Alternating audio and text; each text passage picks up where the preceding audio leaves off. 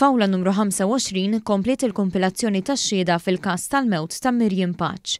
L-ewwel xhieda fis-seduta tal-Ħamis kienet tal-Ispettur Matthew Galea li meta ġie mistoqsi mill-Avukat tal-Periti Azzopardi dwar il-kameras tas-sigurtà qal li dawn inġabru mill-Pulizija mill-ewwel, tant li nġabru qabel instab il-katavru ta' Pace.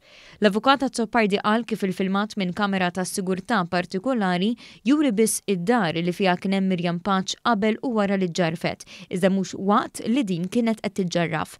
Intant fix-xhieda tal-Ispettur Vella qal li kien infurmat li tmexxew l-inġenji wara l-ħin tal-każ. Ix-xhud qal ukoll li jaf li l-istess kuntrattur L-K Limited sapruħu f'inċidenti simili f'Pender Gardens u għalhekk ġie mitlub mill-qorti biex jesebixxi rapporti kollha dwar dawn il-każijiet. Fix-xhieda ta' Martin Saliba li jaħdem fih dan l-awtorità tal-ippjanar spjega li ma kien hemm ebda oġġezzjoni fl-ippjanar tal-bini marbut ma' dan il-każ. Ivor Robinich, ħaddiem fih dan l-Aġenzija tal-Kostruzzjoni tal-Bini, spjega li meta jkun hemm il-bżonn li jsir tqattih dak ikun fidejn il-Periti. Dan qal ukoll li fil-konfront ta' Ludwig Demek, il-kuntrattur responsabbli ta' din is-sit ta' kostruzzjoni, kienu nħarġu avviżi ta' infurzar.